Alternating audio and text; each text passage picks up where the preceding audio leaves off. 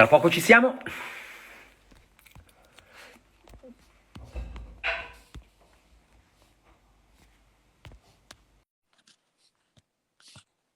Ciao a tutti, hi everybody.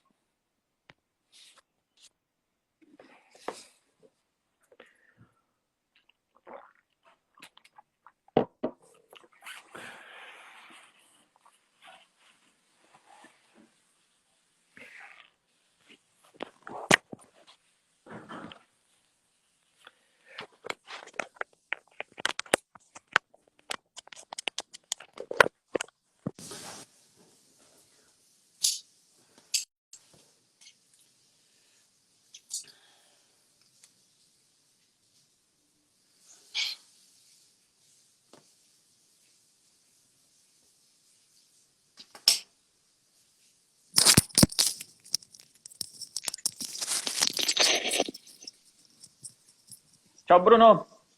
Ui, ciao Luca, ci sei? Fantastico. E Non allora, sento nulla. non lo so, io sento bene. Facciamo un test, ragazzi. Ci sentite tutti? Non sento. E non lo so, io ti sento benissimo, Luca. Pronto? Io? Perfetto. Ok, ho tolto il microfono. Si sente quando parlo? Sì, sì, perfetto, io sento perfettamente. Perfetto. Ok, Ottimo. allora invitiamo Steve nel nostro salotto virtuale. Eccolo qua. Vediamo.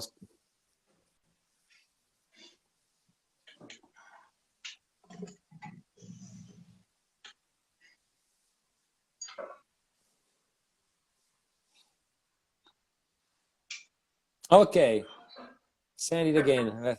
Let's try. Done. Ok.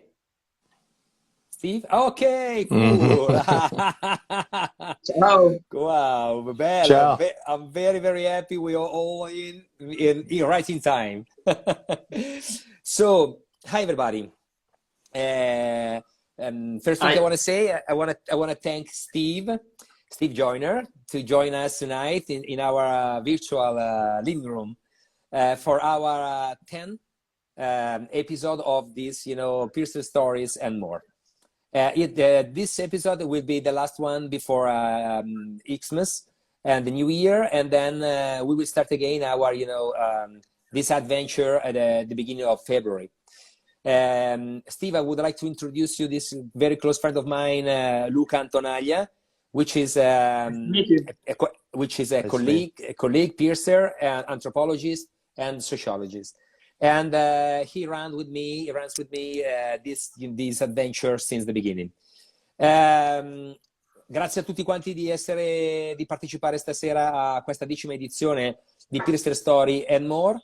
Questa sera ospite della serata è Steve Joyner, un amico di vecchia data, professionista, si occupa di body piercing dal fine degli anni 80 a livello professionale.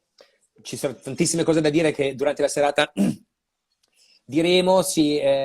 Parte dell'Associazione Americana di Piercer Professionisti, è stato nel consiglio direttivo, è stato vicepresidente, insegnante di body art a livello internazionale, che ha lavorato in tutto il mondo, creatore, ideatore e direttore di CORE, che è un gruppo di sospensioni che si occupa prevalentemente dell'aspetto di collaborare con progetti artistici in tutto il mondo, prevalentemente negli Stati Uniti, e poi è anche, come si dice, direttore dell'aspetto business e sviluppo per l'azienda Neometal. Ovviamente volevo ringraziare anche Luca, che anche stasera partecipa con me in condivisione per questa 10ª edizione, che tutti ormai conoscete e portiamo avanti fin dall'inizio. Dicevo appunto che questa edizione è l'ultima di quest'anno, dopodiché ricominceremo con i primi di febbraio e avremo un palinsesto molto interessante dove si parlerà di sesso, dove si parlerà di cura delle ferite, dove si parleranno di un sacco di argomenti che speriamo vi possano interessare. So, Just to briefly introduce Steve, that after this he will talk about himself. He is a professional body person since the middle end of 80s. Is been part and still part of the American Association of Professional Piercer, which also being also a vice president. He also an international recognized body art educator for any kind of body art practice. Plus, he has also started and runs as a art director the core suspension team, which is based in US but works all over the world, mainly in the art field. And now, after this brief introduction, we will let Steve talk about himself a little bit in a chronological way. Please. Just a last thing, please. Guys, all of you can participate to the conversation.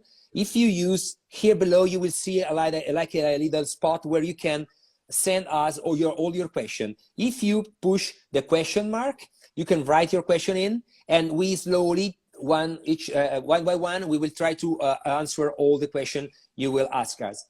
Per tutti quanti, in fondo nel riquadro c'è un piccolo riquadro con anche un punto diciamo un fumetto con dentro un punto di domanda, e lì potrete porre le vostre domande. Se avete voglia di partecipare, cosa che a noi farebbe molto piacere, ponete le vostre domande direttamente lì, e poi, come si dice, noi cercheremo di rispondere a tutti quanti. Quante settimane ci vogliono per fare guarire? Ok. Steve, we have a question. Actually, I don't understand exactly the question. Allora, Samuele, grazie per aver fatto la domanda. Samuele, thank you for the question, but mi piacerebbe che ci spiegassi un po' meglio la domanda. La tua domanda è: quante settimane ci vogliono per far guarire un taglio da 18 mm? Che cosa intendi? Un taglio di scarificazione o un taglio al lobo da 18 mm? Dacci qualche informazione, poi più tardi ti rispondiamo. Steve, please go ahead yourself, and then time by time when we have questions, we will try to answer all the questions from the participant if we have time, of course. So when did you start it? Yes, thank you for having me. Yes.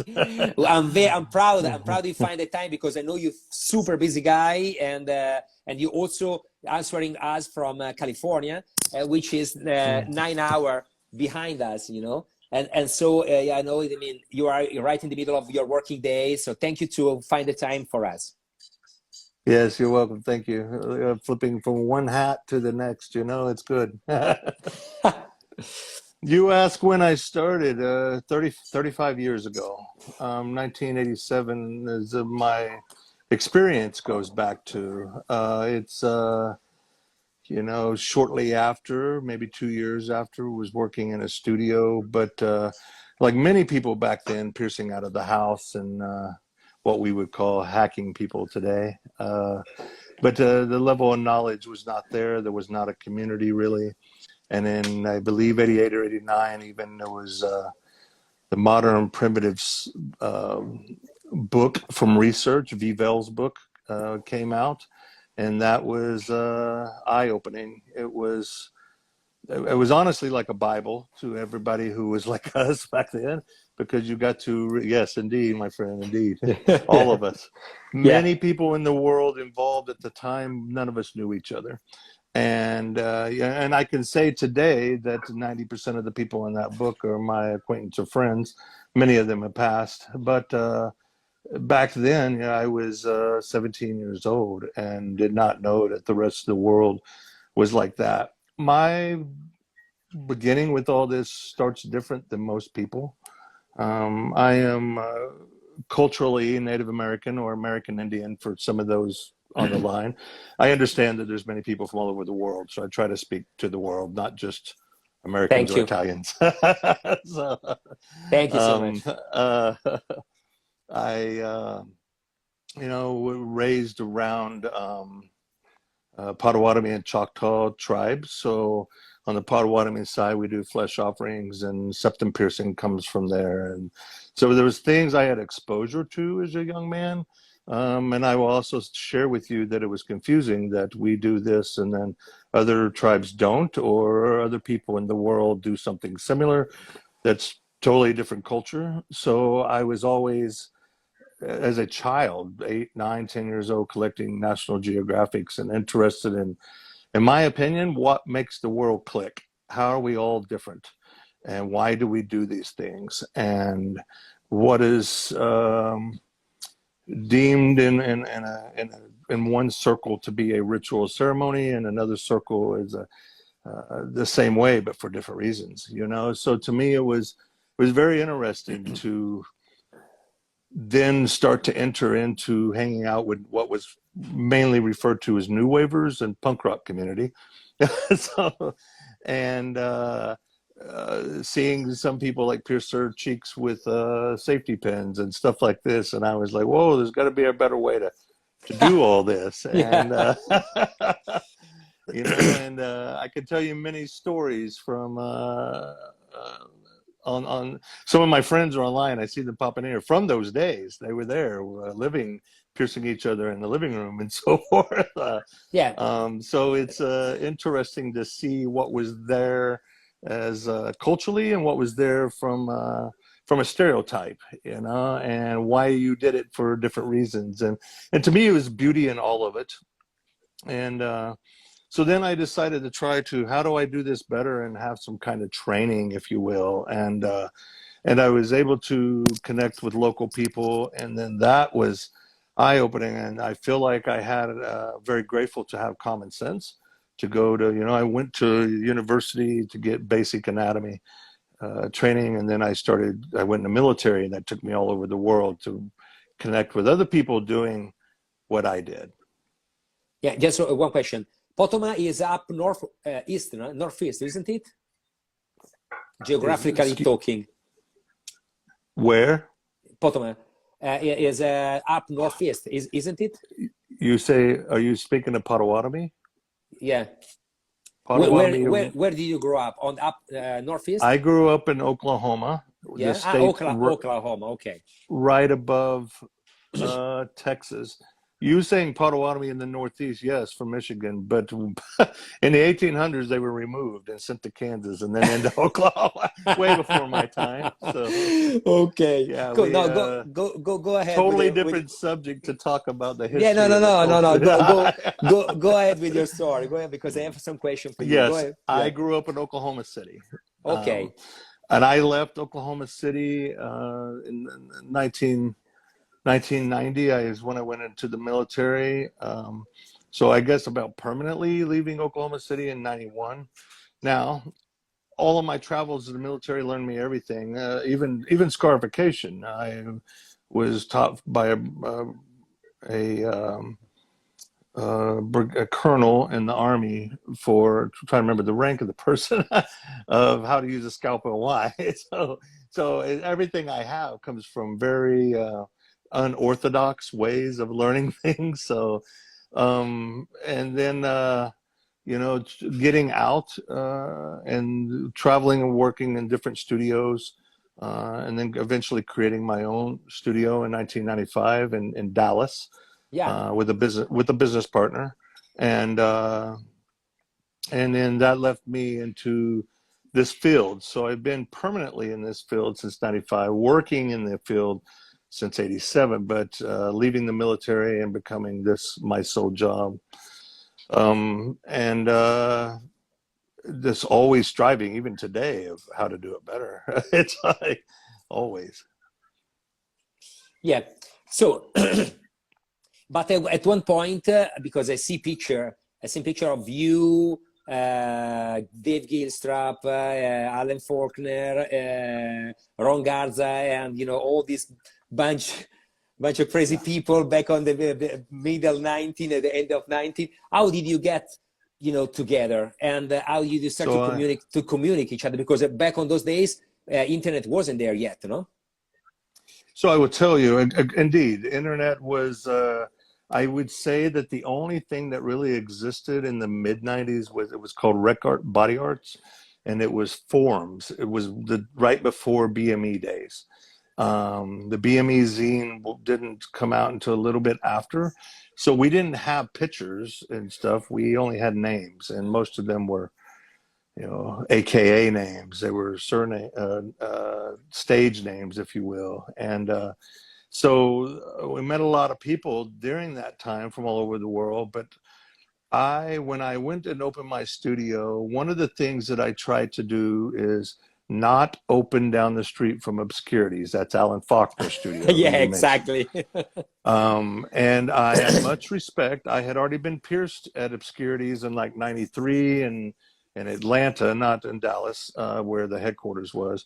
But I had a lot of respect. I met Alan in '89 at a performance he was doing in Dallas. And so it was a lot of respect of what was going on. Because back then, Gauntlet was kind of the one leading the way, but Obscurities was also in a different version.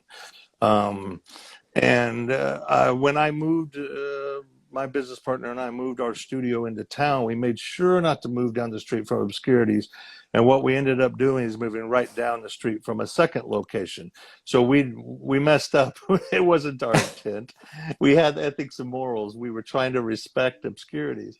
So that instantly became a competition to Obscurities, which, you know, led us to, I'm a different person. I don't believe in hating people. I believe in sitting at the table and talking it out. And that's what we did. I met with Alan and said, you know, this was a mistake, and how do we work this out? And I ended up joining TSD, traumatic stress discipline. And I don't know who's the first performance group, them or the Wildcat guy, because Ed and I have compared notes.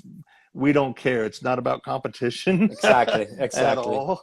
But it was fun to try to figure out. At the end, we don't have an answer. We don't know. but to work with, to join with TSD and start doing performances and exposing people to a suspension. And at the time, there was maybe like 13 of us in the group doing it. Some of those people no longer part of the community, and a lot of them still part of the community in one way or another.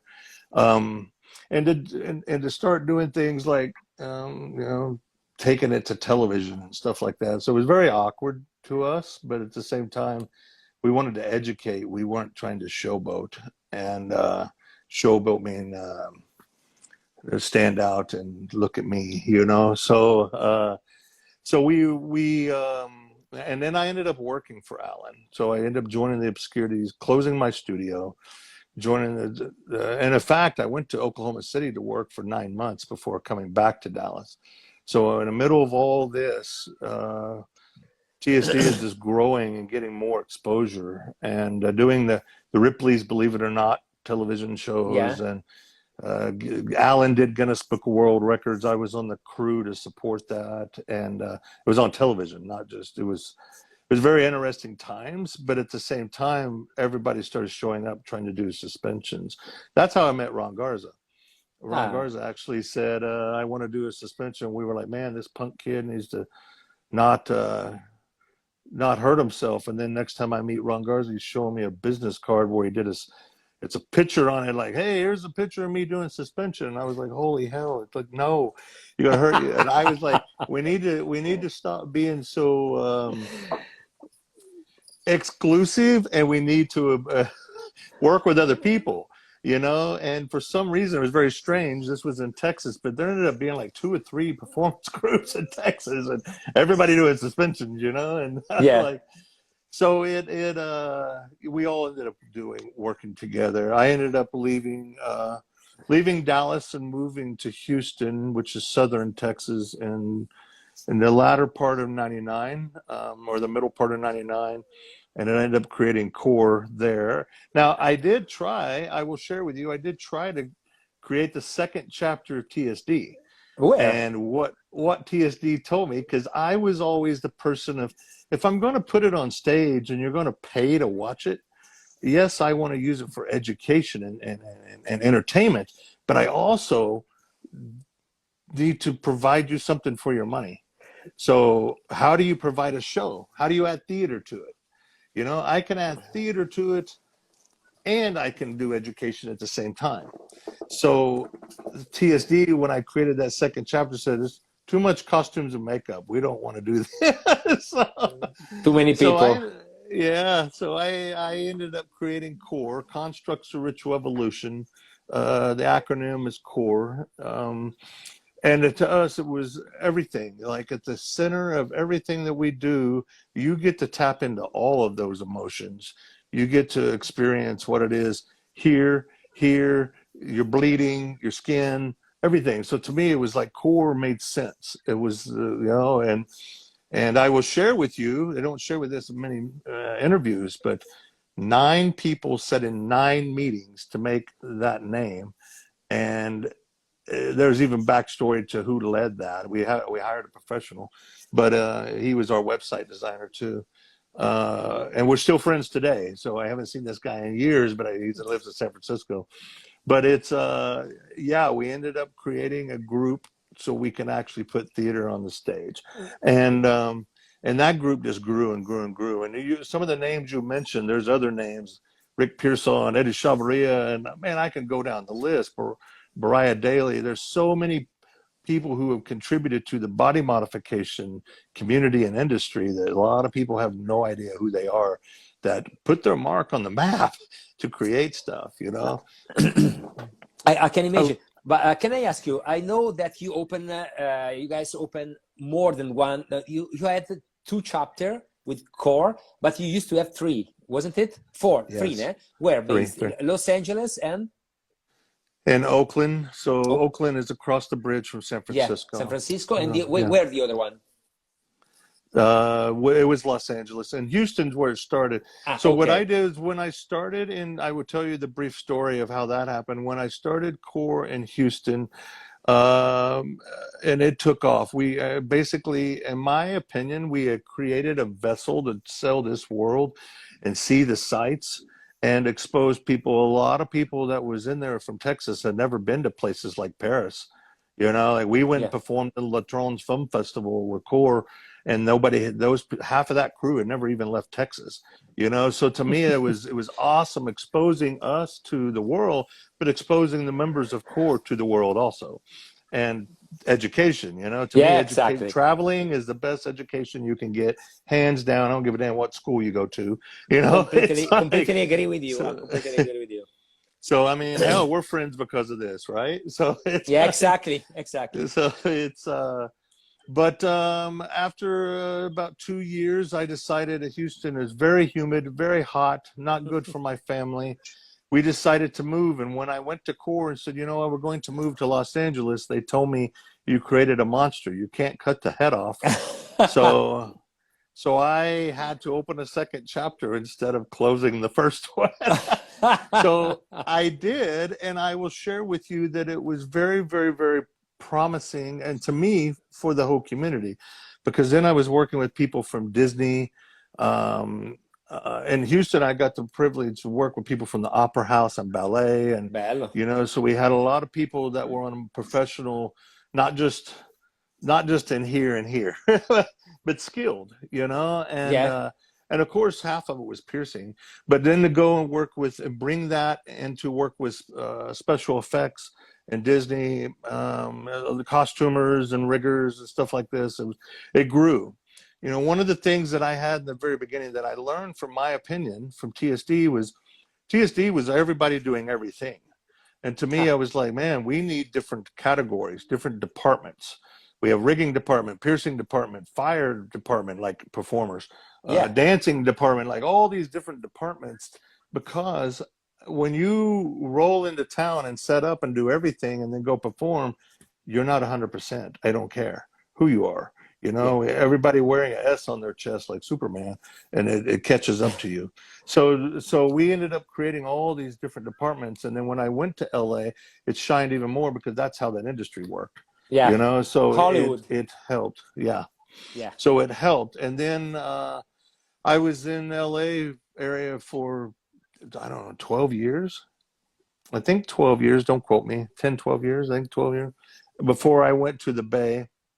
I moved there for a relationship and decided same thing, you can't kill it, so we made a third chapter, you know. And you left a child all over you went. Oh my, yeah, and more than one way. I have 5 children, you guys. I know, my friend. I know. You know what ended up happening, unfortunately, though,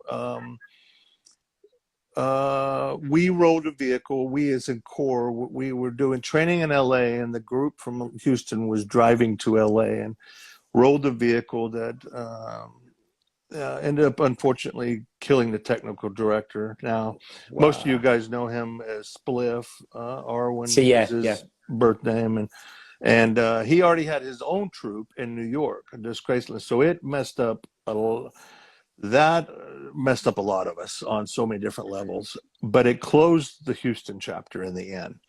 I will give it to my friend Neil Chakrabarty tried to keep it alive. He gave a very valid effort. He didn't want it to die. And by him giving it that valid effort, it's kind of like you open the door, you know, you close the door, another one opens. Well, the door fully closed because he gave it a valid there was no more Houston chapter. And we still perform with a lot of those people in Houston, and I still try to include them in stuff even nowadays. Hell, our drummer lives there still, you know, so we have people who are with us all the time. But that left in the two chapters, LA and Oakland, San Francisco. And so that we kept rolling with that and doing big things, but it also kind of, the business model kind of changed. What do you mean? Sorry, what do you mean? The business model was to go out and do everything. Steve, sorry. When we are talking about, I mean, which ages? When? About 2007 is when I moved to. Okay. That's not true. I can't remember. I think it was 2007 when I moved. Yes, it was 2007. I moved up to Oakland. Okay. And so I was. I guess that's 5 years, 6 years, 8 years, 8 years in Los Angeles. Okay. And then I moved up to the Bay in 2007 and was there. I was there until last year, you guys. Yeah. He says I live in California. I live in Washington now. Yeah. I will get to that part of the story in just a minute. Okay. Yeah. I'm in the Seattle area now. Yeah. Most people don't know because I didn't broadcast it. But it moving up to the Bay was changing the business model, as in, you know, we did not need to do every show, and at the same time trying to focus on our message. So at the time, every show had a sigil, and I don't care what it was. And our whole goal was to entertain, but we found ourselves on stage like, you know, in Las Vegas for Halloween and stuff like that. It's not exactly what I do, what I want to do. But the entertainment side was kind of overlapping the other side a little bit. So trying to flush that out. And I'm grateful we did certain things. Like we did a Playboy Mansion, and a lot of people thought we sold out. But what I liked about that is we got to educate the people that ran Playboy Mansion, because they thought we were just a bunch of punk rock people putting needles in us. And by the time we left there, I even butted head with the general manager of Playboy Mansion because he thought of that. And I unfortunately and fortunately got kind of locked in a room with him for 10 minutes, and we got to talking. And I got to educate, why does our community do what we do? What is the difference between avant-garde art and something like Broadway? You know, so to me, I got to open minds there, and that's what I got the wind out of it. I didn't really care about entertaining so much, but those experiences, you know, they still make you who you are. And you know, and we eventually, you know, I was in the Bay and had the people. Matt Brawley ran the group in LA for the longest time. Lauren Davis stepped in and even directed at the basically end before that chapter closed. And the chapter did close right before the pandemic. Yeah. But we still work with a lot of those people. They're still in core. They're still, these are family to me, not just people working, you know, like it's and then you know, it's in the middle of all of this, working with APP as a board of directors, the first voted in board as vice president from 99 to 2001. And then I came back and did another 7 years as a board member. as regulations and legislation. Wait, wait, And wait, wait, wait a second. mhm. Okay, so just want to Posso stop fare la you. domanda? Yeah, I want to stop you for a second. Luca has a question for you, and I also have a question just to because to go deep a little bit in some things. Luca, please go ahead. Visto la sua grande storia importante a livello professionale come piercer, Sì, quindi una storia forte, piena, sì. volevo chiedergli se ha nostalgia di qualcosa della precedente scena del piercing o se è pienamente soddisfatto di questa, dell'evoluzione della scena del piercing, di quello che è oggi, e se ha consigli da dare a piercer nuovi, alle nuove leve, diciamo. Okay, I try to translate it. Even Lucas is asking, since you are into this industry since many years and you have a very solid reputation as a professional and also as a educator, he says, there is anything you miss from the past, from the old person scene, and or you, I mean, enjoy the development as that the person scene had during along the time, and also if you have any kind of tips, any kind of suggestion you have for the new piercing generations are facing, the piercing industry nowadays. Yeah, so to answer your question first, what I might have missed from the earlier days, Yeah. one, I want to put it out there that I respect evolution, no matter what. Evolution isn't always positive. You know? So, but I think what I miss is the early years, we did it for reasons that were more here, and not just here. You know what I'm saying? So, Yeah. so when I got into it, it wasn't about making money off of it. I'm not saying we've lost that total, but it's different. Um, the other thing is, and then I will speed it up from the 80s to the early 90s, mid 90s, where we started growing as a community and understanding each other more as a community. Um, it was eye opening, and it was, to me personally, I can speak to, it made my heart shine. There's other people in the world doing this. We love this. We're doing it all for the same reasons. However, all those people were cut from the same cloth. Now, my slang about that means that we all had something in common and very similar, and it's the communities that we come from. Those communities back then existing today would not work. No, yeah. Way too much cancel culture for what it was back then. Now, was it beautiful and perfect back then? It's not. It's not at all. But have we grew in a lot of areas as people, as humans? Yes, we have. But to me, the thing that was different was the underground was the underground. And to be in that world was way different than, I told you, I come from the new wave punk rock community before. Yeah. Before that, I was a jock. I played sports up until my junior year in high school. And then my eyes got opened, to this different world. And to me, those people not only were beautiful and colorful, literally, like colored hair and stuff, but also the word loyalty, friendship, those things meant something way more. And it came with, it's kind of funny, we all try to strive to be our different person, but we all very looked similar, like I hung out with the people that we all wore a flannel shirt around our waist. We all had combat boots with spikes. I mean, it was all the same, but it's, but Yeah, when you look exactly. at the reasons why and how the world connected on that, it became more of an industry. It was accepted. There was some of those people, our forefathers, Jim Ward, Fakir, all these guys, like Gauntlet was born. When I speak to those guys about yesteryear and where it came from, the play piercing parties to a business with a door that you walk through and pay, it was a little bit different. They were going through evolution, the same as us. So today, what I miss on that is some of that. You will hear your friends say, I miss the 80s because of the music and stuff. It relates in the same category. There was just a little bit different. Where you bought clothes was really hard.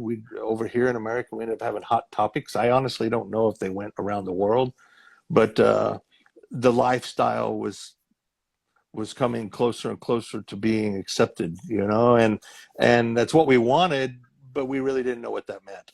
And so, but you know, but it's like, but go ahead. but no, but at the same time, the question is, back on those days, everything was underground, but at the same time, you know, I mean, at least I can tell you about my, you know, my experience in the early days.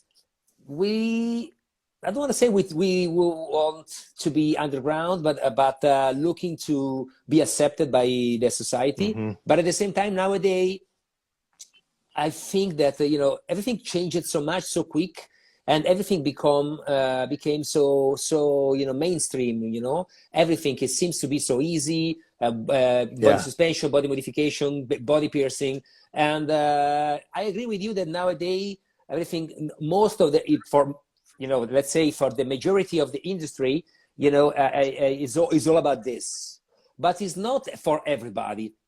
Me as you, we travel quite a lot for our work, and we face a lot of different kind of realities around the world, you know. And what I can tell you is that I feel that there are still a lot of patients, you know. Of course, let's give you an example. I mean, we are about 3,000 piercers or more or less here in Italy, and I can tell you, with the Italian Association of Professional Piercers, we have like 86 or something members. So this means that is like 1% or even less, you know. Right. And that I can tell you, but this 1%, I don't want to say just the people into the association, because association is just a, you know, a meeting point. I have a lot of friends that are still very good piercer, but outside the association. I don't complain about that. I mean, I don't want to talk about this, but I'm just saying that still, probably because, you know, we are born to meet each other. Because when I'm traveling, I normally meet people that feel, that give me, that let me feel their own passion for body art, and also help the other people express themselves through the body art, through body piercing, scarification, Right, exactly. body modification, and also experience other kind of experience that help themselves to also grow up themselves. And what I feel, myself, or in my, you know, small world, I can tell you that, you know, I still, after nearly 30 years, I'm into this. I still love what I do daily. It doesn't matter if it's a simple low piercing or you know, something more intricate. I don't care. Nowadays is not the most important part for myself. You know, what I care more is try to help the people shine, help the people grow, help the people live a positive experience. Doesn't matter which kind of body art practice we are practicing, you know, while they are experiencing something that for the cultural background is something that we should not do. You understand what I'm talking about? But our soul, or their soul too, you know, push them to do. I mean, it's not something that, you know, is very equilibrate in my brain, but at the same time, I badly want to do these kind of things. So our work is help facilitate piercing, scars, body mold, and suspension, to help them to try a different kind of experience. Most of the time, the feedback I have, I can tell you, like 99.99% of the experience of the, you know, the people I help, give me back, you know, joy. Give me back, you know, like a smile on the face.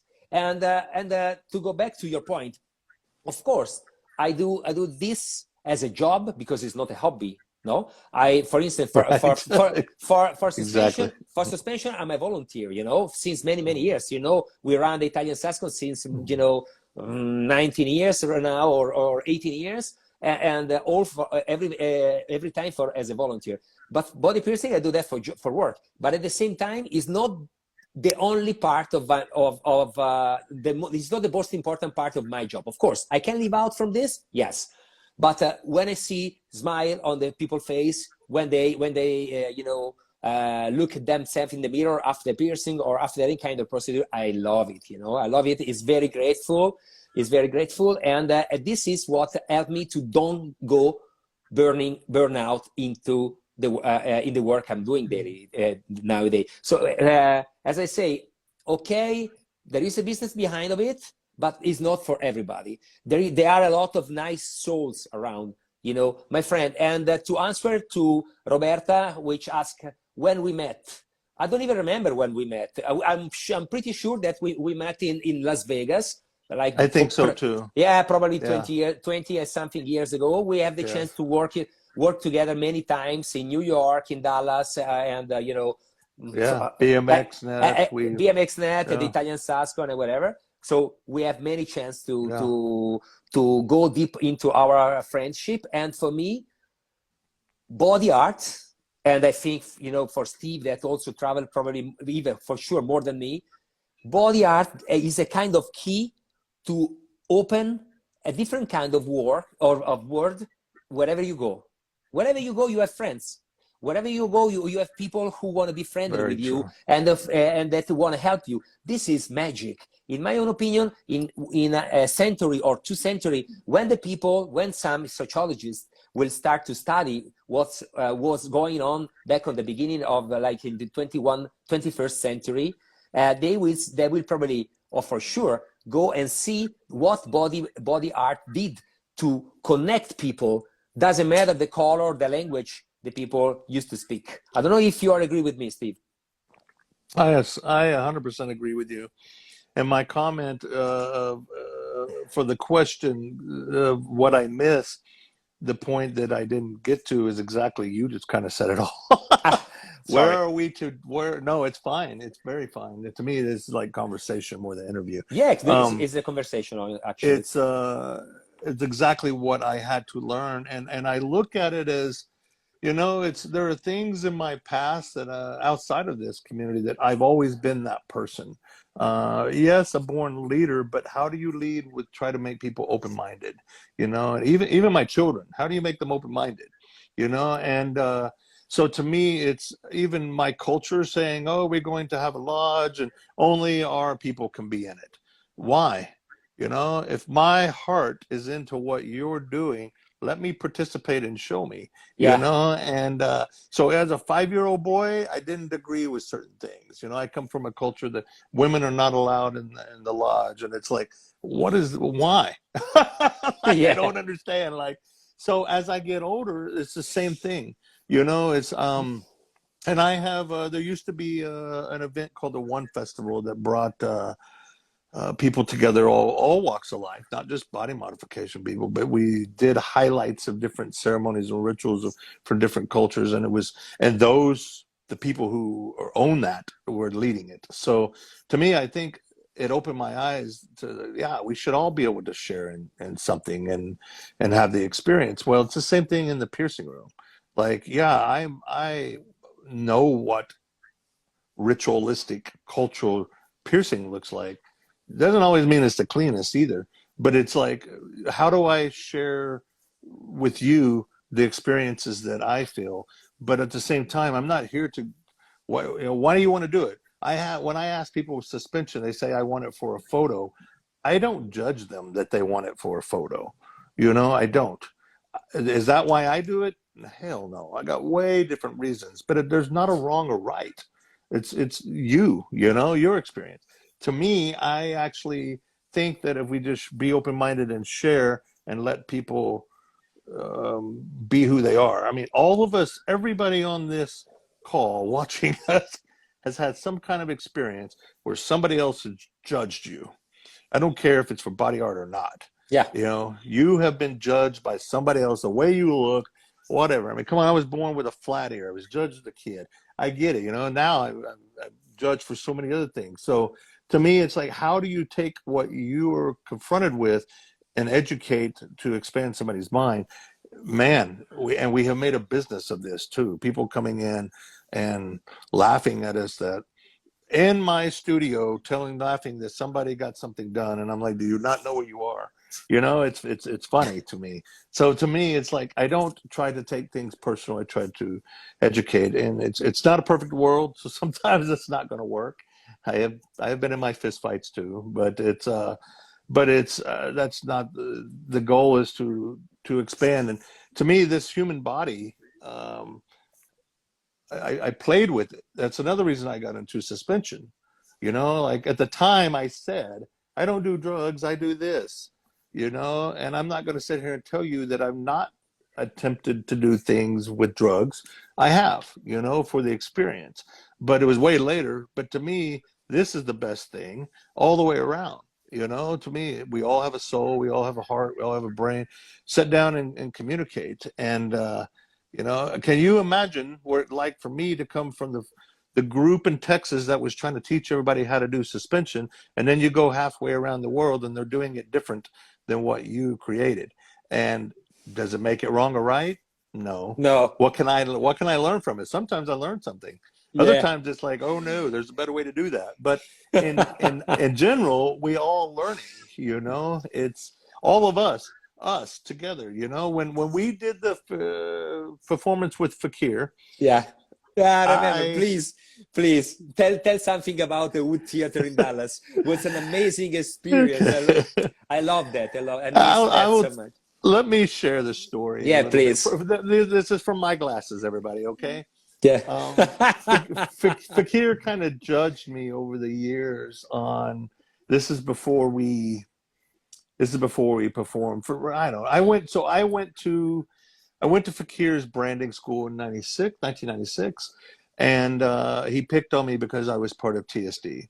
And ever from there on was always you guys doing it for the wrong reasons. So the way I saw it is I'm Native American doing white guy things, and he's white guy doing Native American things. Yeah. And and we're doing the same thing. And I had done a performance, or I'd say me, Core had done a performance at the Folsom Street Fair in San Francisco. I can't tell you what year. It was like 8-10 years ago. And it was all ritual based, even though this is like BDSM fetish event. And afterwards, they told me some old man wants to talk to you at the fence. And I was backstage getting undressed, and I was like, I don't have time. And they were like, and somebody else came and said, I think you want to go talk to that old man. And I was like, well, okay. So I went out there, and it Who's was this? Fakir. It was Fakir. And he gave me a hug, and he said, it's one of the most beautiful things I ever seen. And I was like, oh, well, thank you. Because to me, when it's out in the public like that, it takes away from the beauty a little bit. From other things, it's my personal opinion. You know, I like things better with just being a few friends than I do Yeah, of performances. course. But I'm here with the purpose and intention to educate and Yeah. to share at the same time. So just a few days later, Alan calls me and says, hey, well, you and Fakir, would you be interested in performing with Fakir at the Dallas SUSCon suspension conference, suspension convention? And I said, of course I'm interested, but what about him? Because he's the one who's judged me. I don't judge him. And we're friends, but we're more like, you know, keep each other at arm's distance friends up until this point. So he accepts too. And then I drive out. Luckily, gratefully, we live in the same city.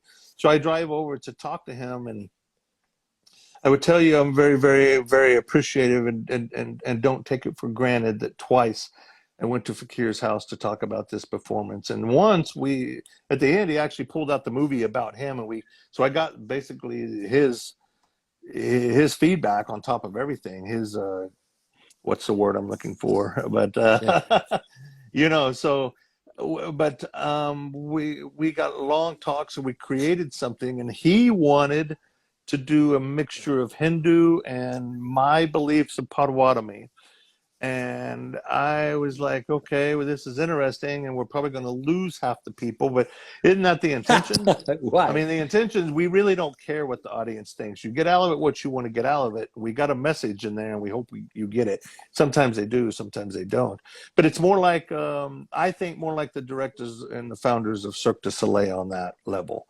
Like, I want you to leave with what you get out of it. But he wanted me to speak prayer in my tongue, and and creation of that was interesting. We ended up calling it Puya, which is ceremony in Hindu.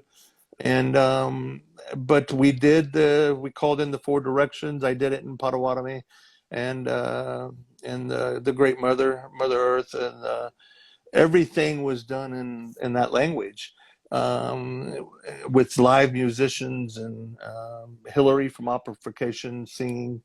And I was very selfish. I hand select everybody I wanted to work with on that 56 people to do that.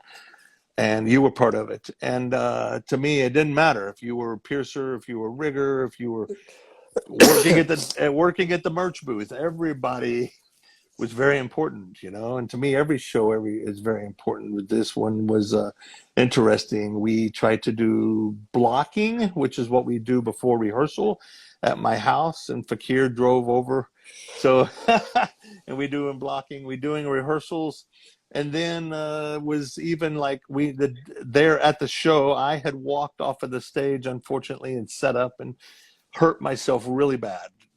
Like I ended up having surgery on my knee to remove torn cartilage, and but me limping around added to the character. But it was not acting; it was real. I was hurt. But Fakir, we had asked him to come before the show to do a rehearsal, and Cleo was like, he's an old man, he can't, and he's like, I'm former military, if I need to rest I will go to the car and sleep. And I remember 80 something years old, you know, like it was awesome. It was beautiful to be able to collaborate with him. And you know, Will Settle, who's no longer with us, bared the Cavati, and you know, Luna did suspension, and Janelle did suspension. There was a lot of beautiful, and kind of pulling the two cultures together into one. And we played with the audience with the music on that to put you on your seat and push you back, and that it all worked. Everything worked. Yeah. The thing that I will tell you that I did not like was that he wanted us to play the Tibetan singing bowl. While the audience was seating, because the Tibetan singing bowl he had was given to him by a Tibetan monk, and he thought it would be amazing to have that playing before the show. So Dustin Schultz, one of my music directors, who also was a musician in that show, played that thing for 20 minutes. I was like, the people sitting down have no idea what is going on right now. Like, I would challenge you to go do 20 minutes of Tibetan singing. But you know, Steve, but this from watching from outside the stage, all in all was, I mean, first of all, the location, the Wood Theater in Dallas is amazing. I love the place. We did another show, if you remember, the previous year, 1 or 2 years before. Yes, with Stellar. With Stellar, exactly. And so the environment, in my opinion, is very, you know, powerful. And all in all, the fusion of the culture, the fusion of, you know, the art expression, were very powerful for me. It was, I mean, impossible to don't get, you know, absorbed by it, you know, from looking from outside, the music, all the movement, you know, also the smells, you know, into the air, if you remember, no? Because incense and things like this was very, very strong. And honestly, if you think, was a kind of way, you know, to close the ring, you know, because this was just a few years before he left.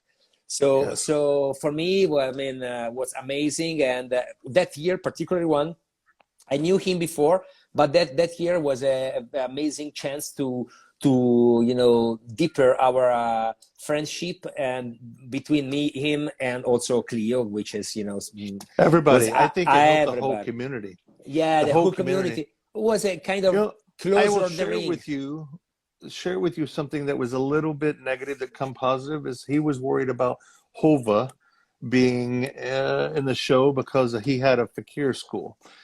I share with him, you know, how else you get to know somebody than to work with them like this. And I will tell you, at the end of the show, I was in tears because of pain. I can imagine. And standing on the side of the stage, and he came up, walked to me, kissed me on the lips, and say, "Now I understand." And I was but awesome. The first connection on so many different levels, you guys. Steve, the first lesson is be open mind. Never close our hearts to anybody. That's the first lesson I learned. with the community, with you guys, with Fakir even more, because I mean, all the time spent with him, I had a so amazing conversation about, you know, his approach to the life, which opened up my eyes It's beautiful. very, very much, very much. Steve, we are nearly the end of this, and we have a bunch of things to talk about. Please, briefly, talking about, you know, you are as an art educator, you work around the world, and you participate as educator in many, many conferences and also body suspension event. Please just name some of them. Oh, okay. Yeah, some of them. Las Well, Vegas, okay. Dallas, Yes. South Association America of too, no? Professional Piercers there. No, I have not taught at LBP. Yeah, I was at LBP for the first time. I have been invited 4 or 5 times, and just yeah. one circumstance or another, I'd never got there till this year, and it was with Neo Metal. I work with Neo Metal now, so I could Oh, talk yeah. about that in a moment. Yeah, yeah, yeah. But yeah, I have Yeah, BMX Net, the Italian yeah, Italian Saskon too, I Suscon. remember once. Yes, we should do this again. Yeah, I hope so. Uh, Mike Kuhn, Suscon, Omaha Saskon. Oslo, yes, Omaha. Is the Omaha Saskon still running? No, Is no, also closed? it closed it. Yeah, Fuck. I think pandemic hurt a lot of us on a lot of levels. Yeah, But all of us getting older too, and yeah, most of us, I mean, Dallas, Omaha, like, we don't make money on these things, and we spend yeah, money out of pocket. It takes a lot. Like, and I know those guys. I've only ran one. It's called the North California Suscon, yeah. NorCal Suscon. And yeah, it was a lot. We had 3 or 4 days of education and 2 days of Suscon, and whew, it took a lot. It's draining. I will also say the benefit of that Suscon is that was many groups were created after that. Like Really? it brought us Suspension, all together. suspension group, you Disgraceland mean? was already a group, but they came Yeah. there to hone in their skills. Yeah, Hooks was created after that. Yeah, there was. I'm trying to think who else off the top of my head, but there was a lot of people met for the first time there. You know, Arwen, Spliff, Joe Amato was around back then.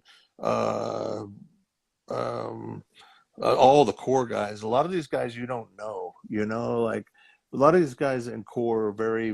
We're not trying to be in the face of stuff that need recognition. Even back then, I think Eric Dakota was working with us.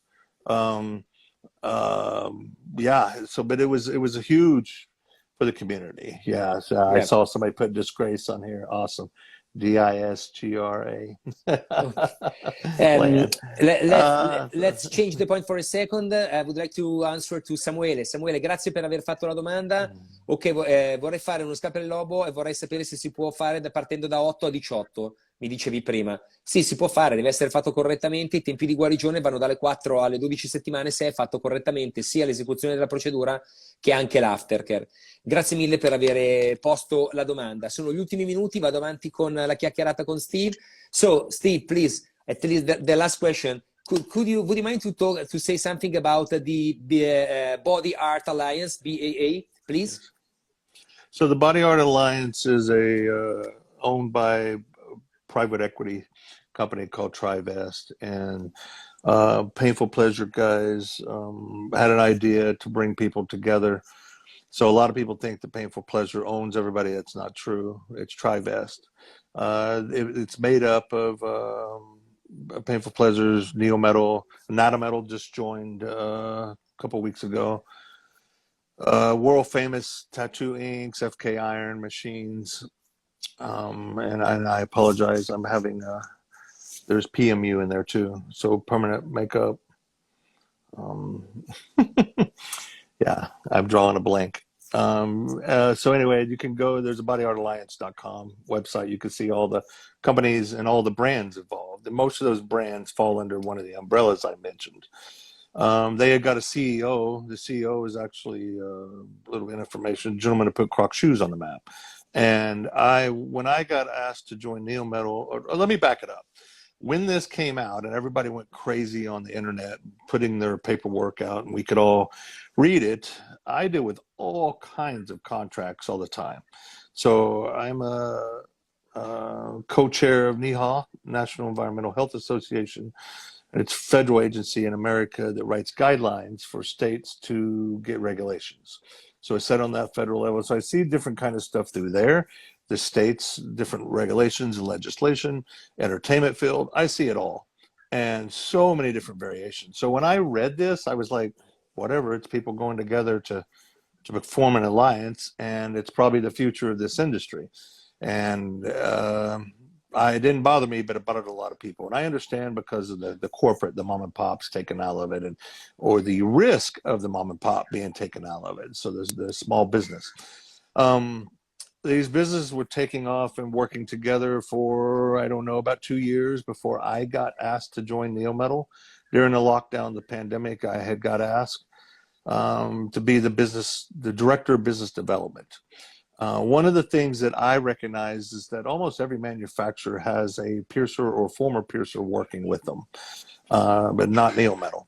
So I thought it was a good idea. At the same time, I obviously have a reputation, so I'm a little bit concerned about that. And at the time, I was 50 years old and had grew my roots into the Bay. I have storage areas in Los Angeles and the Bay of California for core and everything. So I got to uproot my entire family to move to Washington. Well, then I found out that NeoMetal was manufactured in California.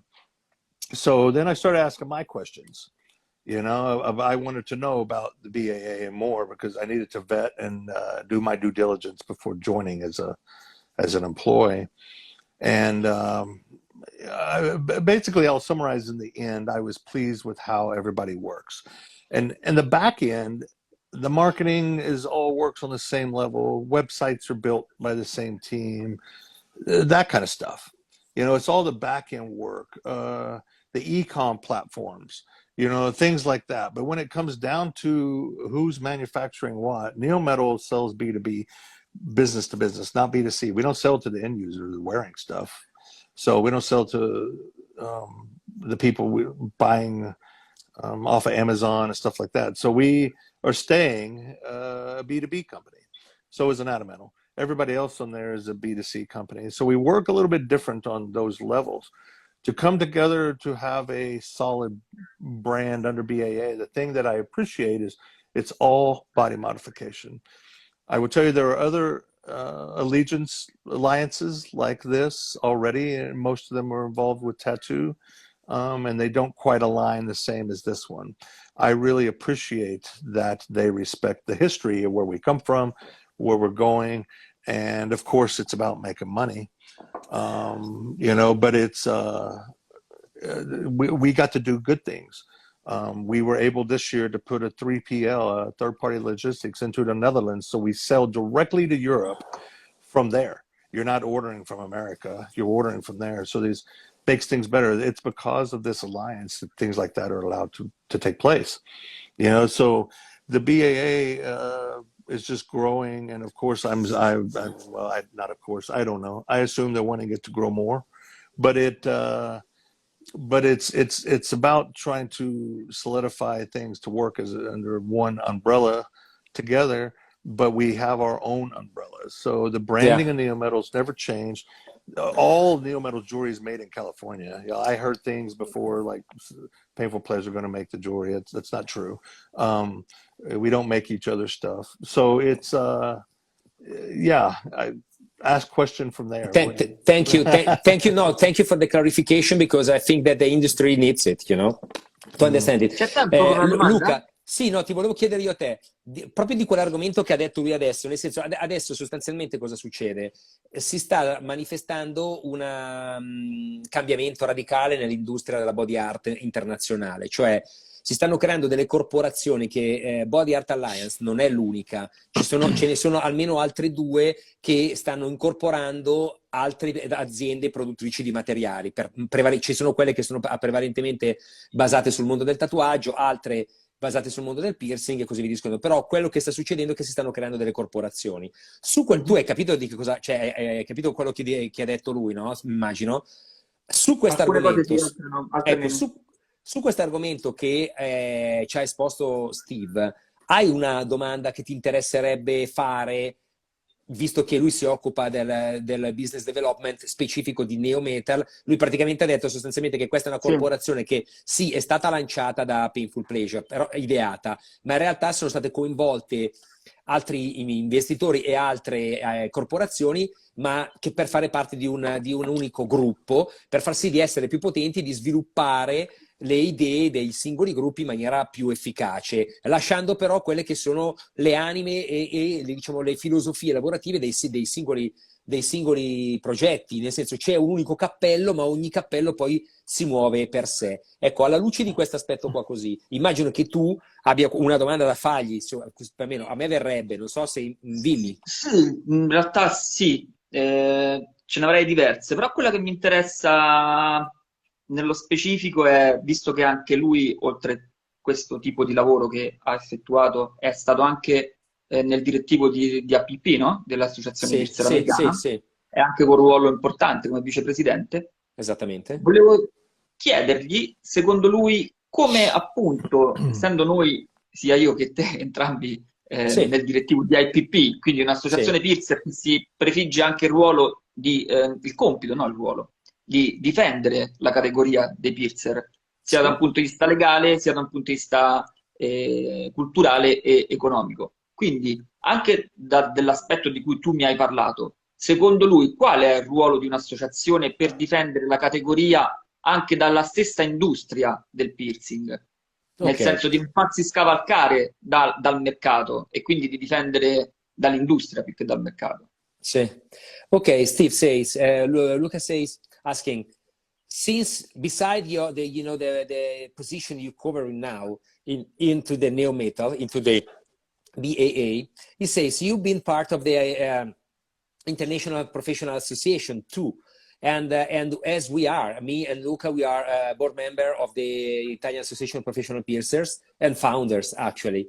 And he says, which is the balance between the two positions? And also, in your opinion and in your experience, what a association, professional association, should do to protect the professional side, the ethical side, and the historical side of the industry against this huge corporation? And there is a need to protect the industry from the corporation. You know both, so we would like to Right. have an answer.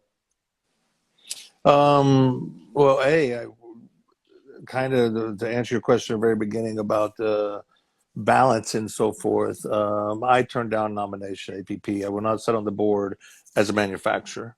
Okay. So that's me being ethical, me.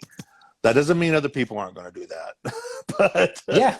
But I do not believe that I should be in those shoes. So, and also, I mean, bluntly, I spent 17, or sorry, not 17. I spent 10 years as a board member. I've done it. It's time for the younger people to come in and do it. It's pass the Yeah. baton. I work with them now, not lead it. So it's, I like to see change. I live in a country where you can have people leaders for the rest of your life. I don't believe in that crap. I believe in changing up and let the young people take it, So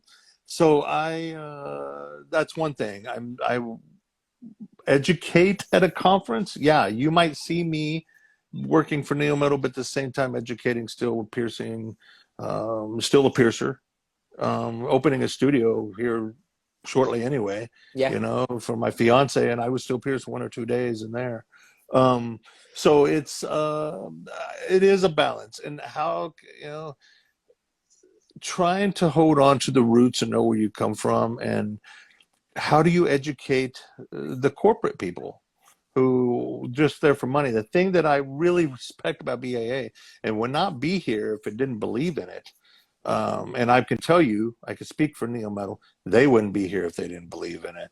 And that is that we keeping what is the purpose and intention and not just to make money, you know. And the thing that I will share with you guys, Yeah. in 1999, there was a meeting of manufacturers that was held that Barry Blanchard from Anatomy Metal hosted. And he said, if we sell to the studios, that keeps us in business. So that meant to don't be selling to, I'm just going to say Amazon because it's more modern. It Yeah. didn't exist back then. Yeah. But does that mean you can't? To me, I believe in having an outlet. What if you don't live where there's body modification studio at all? You know, you got to be able to have a way to get it. But at the same time, I believe in don't undercut those people. So I really have a lot of respect for our company and the BAA allowing this, that we don't sell to anybody but you, the studio Yeah. owners, you know. So it's so to me, that's how do you keep up with the ethics and so forth. It's driven by the industry. It's by the studio owners. So to me, it's how do you I try to educate, like, what does DFARS mean nowadays, and how do you make jewelry from there? Somebody asked how many years I've been doing this. I've been piercing for 35 years, with the APP for 25 years, and a board member 10 years of that. And I've been doing scarification. I've been doing scarification for 28 years and branding for 25 years. And suspensions, I don't know. 1995 is when I started. So whatever that is. 27. 27 years. Thank Yeah. you. Yeah, but to go back to the point. I mean, in my own, if I got it well, you know, association shouldn't protect the industry from corporation like this, because at least BAA is trying to work ethically, of course, for money, but at the same time following what, you know, there is the industry. We got lucky, you guys. Yeah, industry we got needs. lucky. Yeah, industry needs, you know. I mean, let's be honest. Companies normally try to produce what the piercer asked for, you know. Well, I mean, was like this back on those days. We, at the beginning, when we started, Luca, we were able to use only the thing that the companies were producing for us, rings and barbell. Then with the time they started to produce, you know, jewel and other barbell, circular barbell, and other jewelry. So we were able to use other kind of jewelry to do our work. Nowadays, something different. Nowadays, you know, companies, I mean, is my field, is my, you know, is my talk, you know. Companies are producing what we ask them for.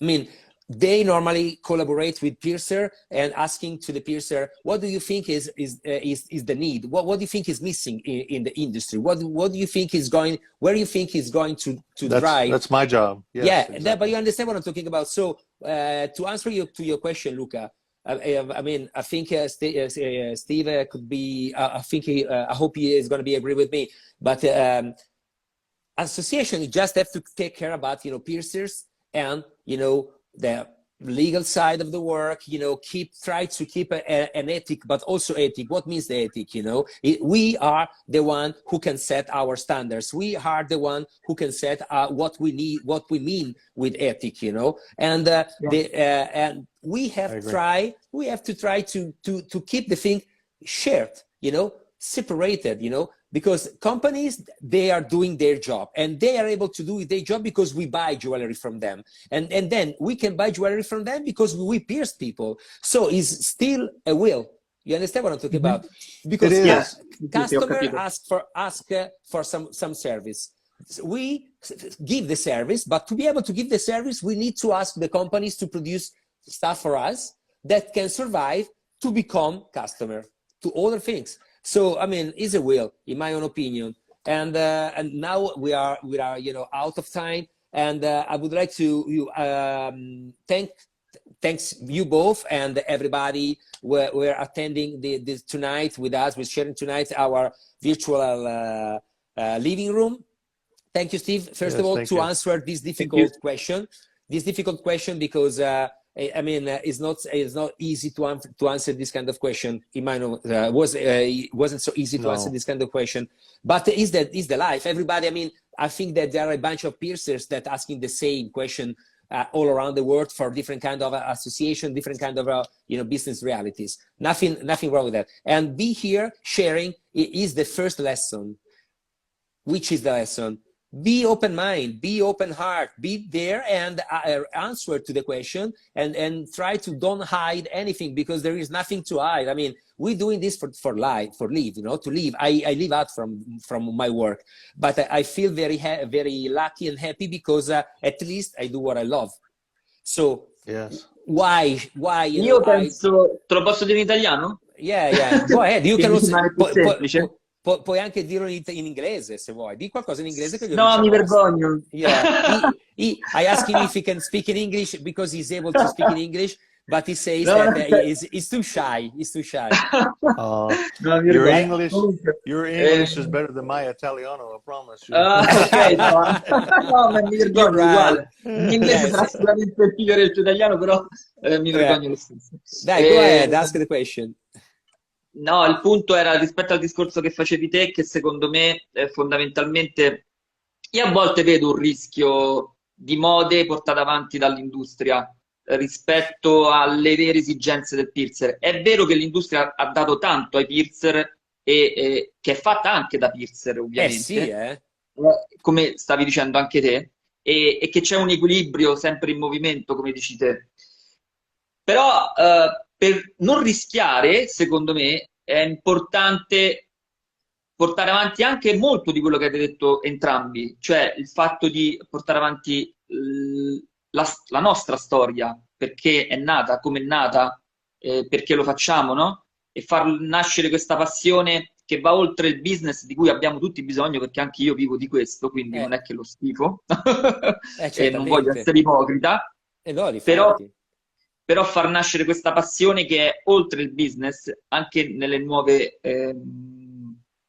leve, diciamo, e quindi far innamorare delle motivazioni che ci sono dietro, che sono anche altre, no?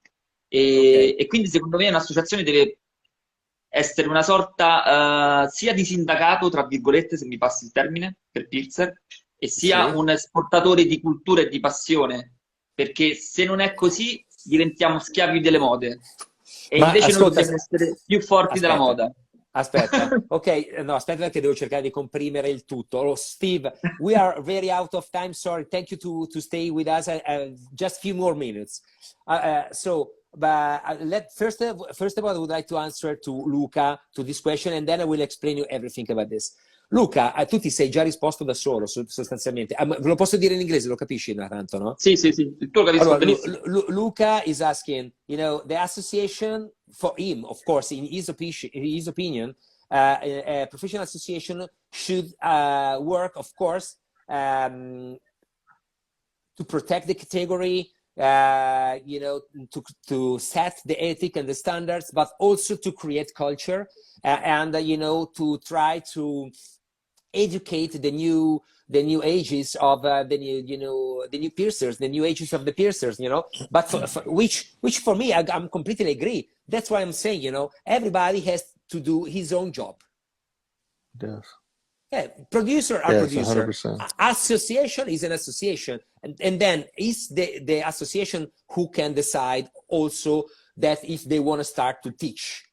But mainly, as a professional association is worldwide recognized, has to protect the figure working of the working figure of in this case, of the body piercer, and then can also talk about something different, create a culture, protect the culture, set the ethical standards and things like this. So, and also the piercer has to do his job, educate the customer, the initial customer, because if we are right in the middle, Luca, we are we are right in the middle. We have to work as a piercer, but also we have to try. I mean,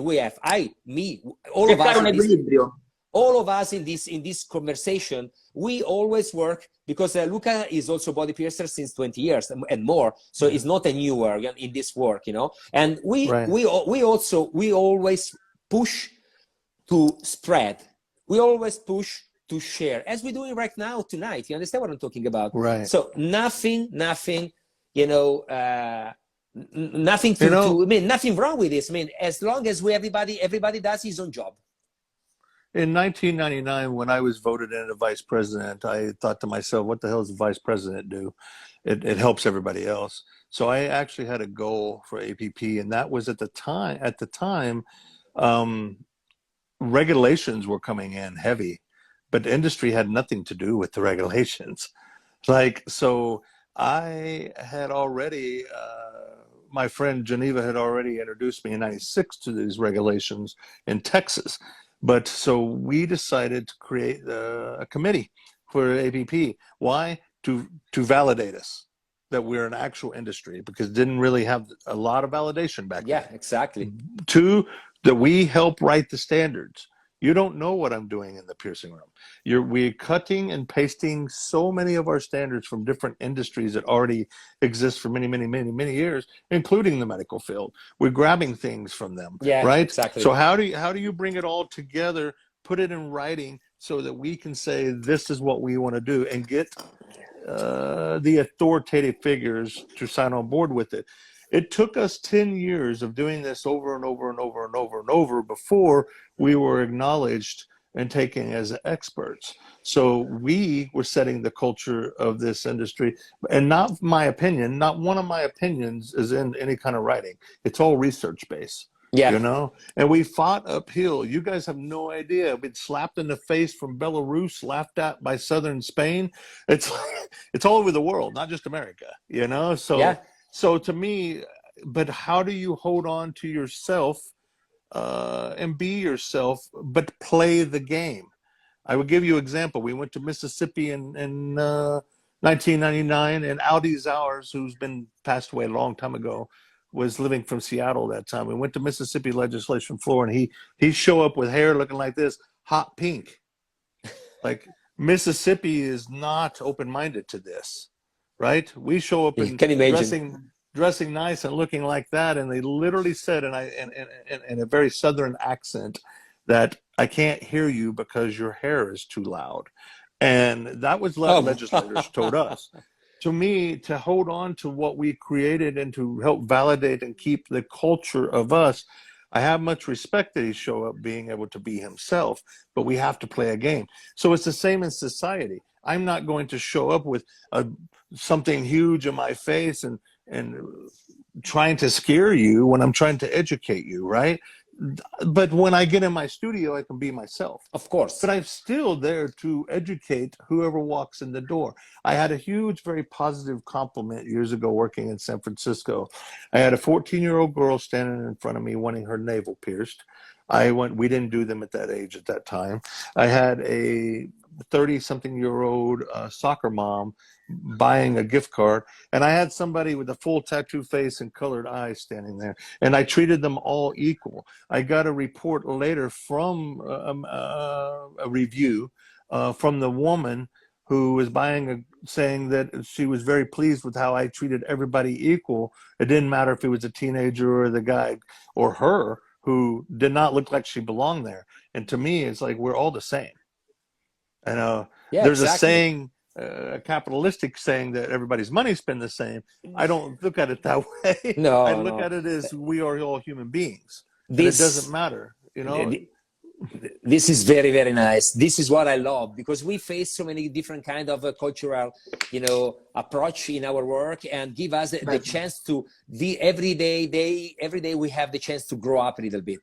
As long as we are open-minded enough to feel it, to understand it, you know. Okay, guys, thank you once again. Thank you so much. Thank you, Steve. Thank you, Luca. Thank you, Roberta, which is behind the scene to dealing all this. Grazie a tutti. Thank you to everybody to participate tonight, and to the people to ask questions, even if tonight was more, you know, talking between us instead of answering questions. Next time. And grazie a tutti i partecipanti e quelli che hanno fatto le domande, anche se stasera abbiamo avuto poco tempo di rispondere alle domande, perché il tempo è stato quello che vedete, abbiamo sforato di 20 minuti. This is the first time we go out of our time so long. And I would like to invite you to the next season of Piercer Stories and More.